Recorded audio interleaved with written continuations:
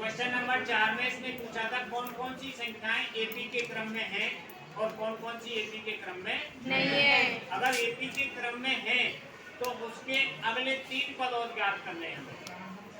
तो ये संख्या क्वेश्चन नंबर 12 है चौथे का।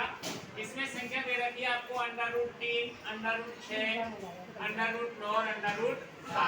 पहले तो हम इनका सार अंतर देखते हैं समान है या नहीं। तो देखो a2 माइनस a1 तो √6 माइनस √3। अब √, की संख्या है ये। अब इसको हम घटाते हैं तो कैसे घटाएं? तो इसके खंड कर लेंगे 6 के। तो 6 के खंड होते हैं 3 और 2, √, का 3 और √, का 2। तो इसमें से √3 कॉमन आ जाता है, तो यहाँ बच जाता है √3 और -1, क्योंकि √3 का भाग जब हम √6 में देंगे तो √2 बार जाएगा और √3 का भाग √3 में देंगे तो 1 बार। अब हमारे पास दूसरी संख्या है a3 माइनस a2। अब a3 हमारे पास 9 है, √9 माइनस √6। अब इसका 9 का वर्गमूल निकल जाता है, 3 आ जाता है। अब इसमें से हम अगर कॉमन लें तो क्या आएगा? देखो हमने √3 ही कॉमन लिया। क्या लिया? जब √3 का भाग हमने इसमें दिया तो यहाँ आया 3 √3 माइनस 3 √3 माइनस √2। अब यहाँ समस्या आ रही होगी साहब 3 √3 कैसे आया? देखो 9 का वर्गमूल आता है 3 × 3, 3 आ गया इसका। क्या आ गया? 3। अब 3 में हम √3 का भाग देंगे, यानी यहाँ √, की संख्या है। इसका मतलब है ये 4 √, में आ गए, ये खंड हुए इसके। देखो 3 दिया, 9 दिया, 27 दिया, 81 और 81 को वर्गमूल आ गए 9। ये खंड होंगे क्या भाई? 9 के खंड जो करते हैं तो केवल ये होते हैं, दोनों √, में हैं। क्या है? √। तो हमने √3 कॉमन ले लिया तो क्या बचा? √3। तो आगे 3 नहीं आएगा और √3 का भाग हमने 6 में दिया तो √2 बार गया। तो देखो ये वाली संख्या ये वाली संख्या समान आई क्या? नहीं। तो अगली भी नहीं आएगी। अतः दी गई संख्या एपी के क्रम में नहीं है।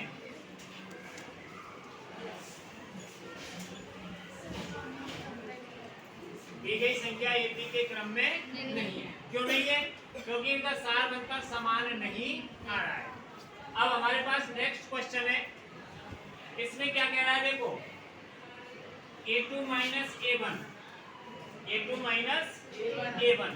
तो a2 है हमारे पास 3 प्लस √2 और a1 है हमारे पास 3। इसमें से हमने 3 घटा दिया तो क्या बच गया? √2, क्योंकि 3 से 3 कट गया तो √2 बचा।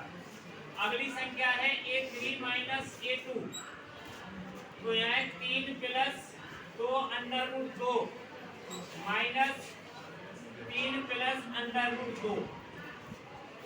इसको हमने कोष्टक में क्यों रखा? क्योंकि ये दो संख्याएं, यहाँ एक संख्या थी तो हमने -3 रख दिया। अब कोष्टक के बाहर माइनस का चिन्ह है तो अंदर का चिन्ह, तो यहाँ आ जाएगा ये 3 प्लस 2 √2 माइनस 3 माइनस √2। अब देखो 3 से 3 गया और 2 √2 में से √2 हटा दिया तो √2 बचा, √2 बचेगा। ये √2 और √2 बार √2 है। ये इसका मतलब ये √2 प्लस √2, जब इसको लिखेंगे 2 √2, इसमें से 1 चला गया तो क्या बचा? 1। अगली संख्या a4 माइनस a3।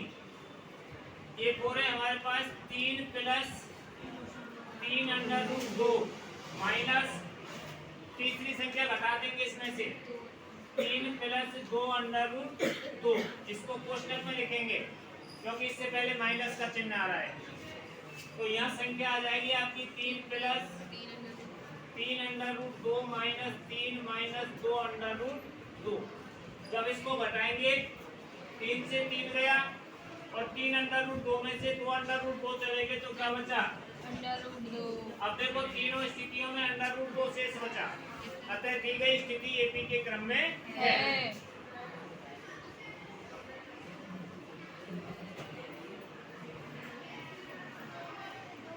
दी गई स्थिति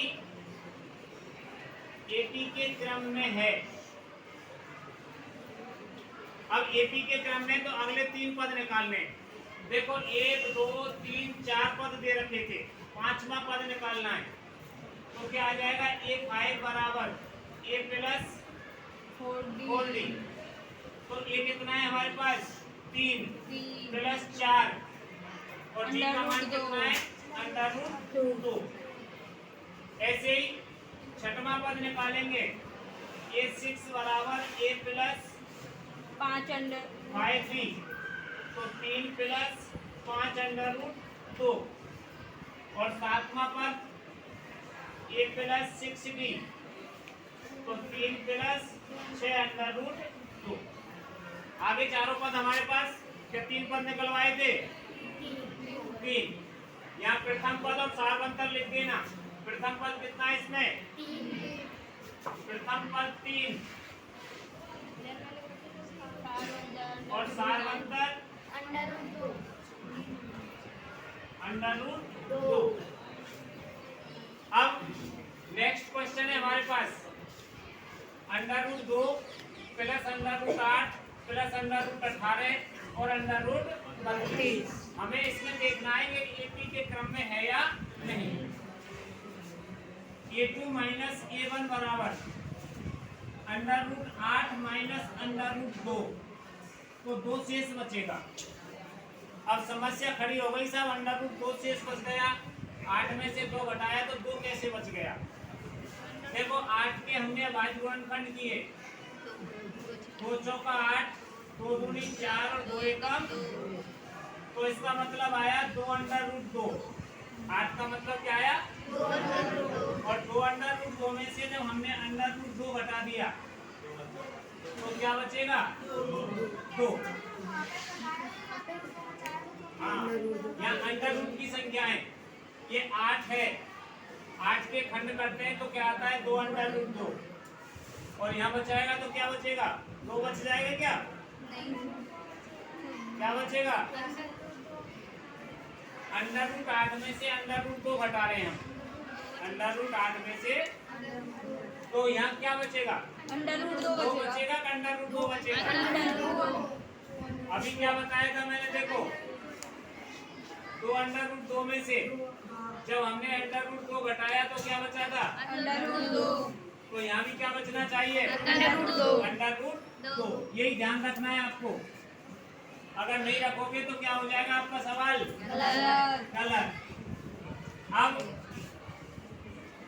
तीसरी संख्या a3 minus a2 under root 18 में से अंडर रूट 8 घटाएंगे तो यहाँ भी अंडर रूट 2 बचेगा। क्यों? 18 के खंड करते हैं हम, 2 नाम 18, 3 तिया 9 और 3 एकम 3। इसका जोड़ा बन गया तो 18 का मतलब आया 3 अंडर रूट 2 और 8 का आया हमारे पास 3 under root 2 minus 2 under root 2। वैसे भी घटाएं तो कॉमन लेके घटा सकते हैं हम इसमें से।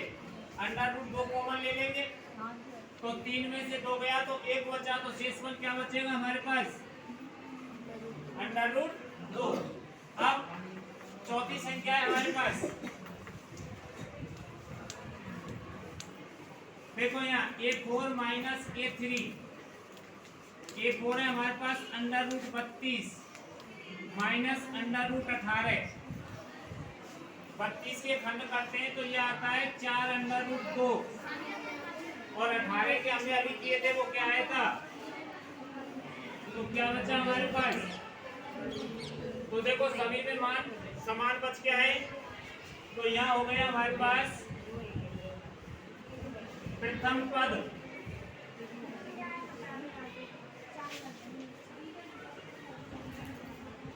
प्रथम पद ए बराबर पहला क्या है अंडर रूट 2 सार्वंतर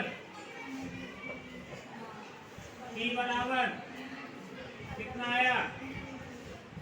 अब अगले तीन पद कौन से अगले तीन पद तो देखो 1 2 3 4 तो उसने दे रखे हैं।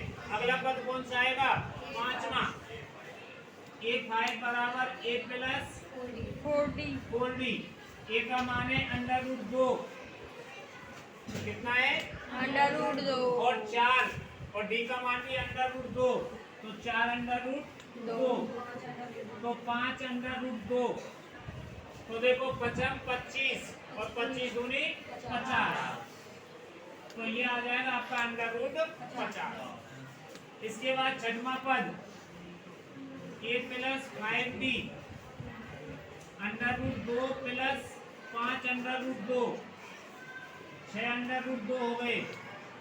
कितने हो गए अब 6 छंगा 36 और 36 दूनी 72 अंडर रूट 72।